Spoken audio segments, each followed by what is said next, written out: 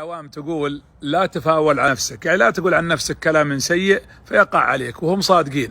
الحسين بن علي رضي الله عنهما لما دخل كربلاء سأل اللي معه، قالوا شو اسمها المنطقة؟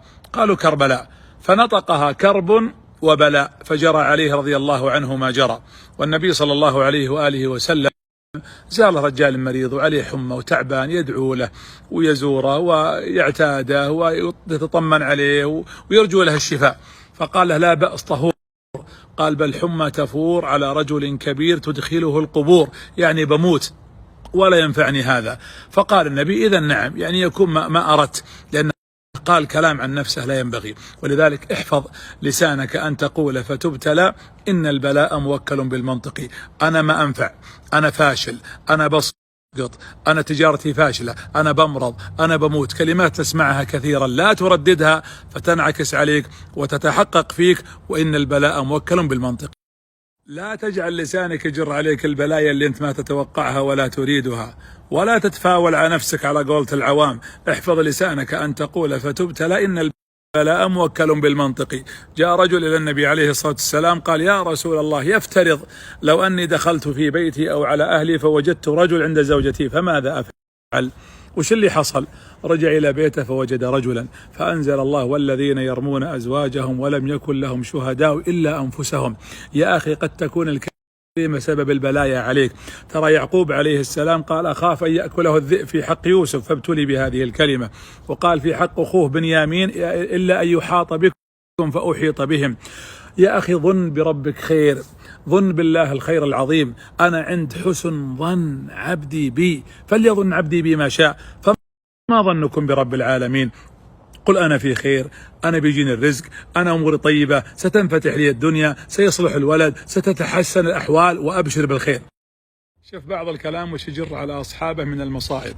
مجنون ليلى كان يقول لو كنت أعمى أضرب الأرض بالعصا أصم فنادتني أجبت المنادي.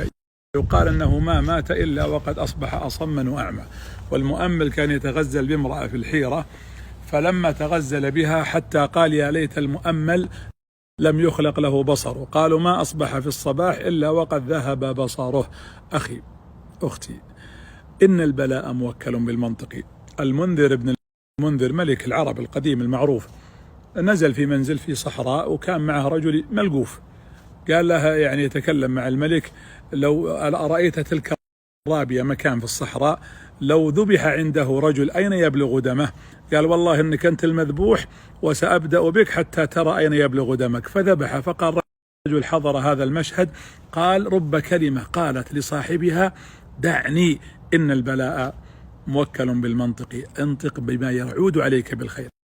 وتدري أن بعض الكلمات تنجر على صاحبها حتى بعد موته. يقول عبيد الجرهمي من أعجب ما رأيت في الجاهلية أنني دخلت على حي من الأحياء فوجدتهم يدفنون جنازة إنسان، يقول فوقفت معهم في هذه الجنازة فتأثرت فبكيت، فرددت الأبيات يبكي الغريب عليه ليس يعرفه وذو قرابتي في الحي مسرور. ويقول سمعني واحد أقولها قال تعرف الميت؟ قلت لا. قال الميت هو صاحب هذه الأبيات اللي أنت قلت، وأولئك هم أهله وقرابته مسرورون بموته. فقلت إن البلاء موكل بالمنطق. لا تنطقن بمقالة في مجلس تخشى عواقبها وكن ذا مصدق.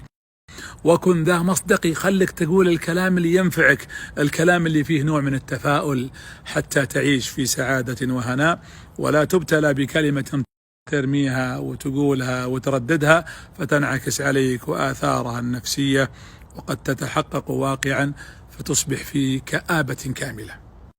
ترى إن البلاء موكل بالمنطق، مو بس إذا تكلمت عن نفسك، حتى إذا عيرت الآخرين وشمت فيهم يعافيهم الله يبتليك. يقولون أن الكسائي واليزيدي كلهم قراء، كانوا في الكوفة وكانوا في مجلس الرشيد. فيوم جت صلاة المغرب تقدم الكسائي فصلى بهم صلاة المغرب. يوم صلى بهم قرأ في الركعة الأولى قل يا أيها الكافرون فأخطأ. قارئ الكوفة وشهير وحفظة القرآن ومن القراء المميزين. فقال اليزيدي قارئ الكوفة يخطئ في الكافرون. يوم جاء صلاة العشاء صلى بهم اليزيدي وأخطأ في الفاتحة. احفظ لسانك أن تقول فتبتلى إن البلاء موكل بالمنطق. أحسن الظن بالله وأبشروا بالعطايا والخيرات والفتوحات والتوفيق، ويجري الله لكم أنهار من الدهشة في العطايا.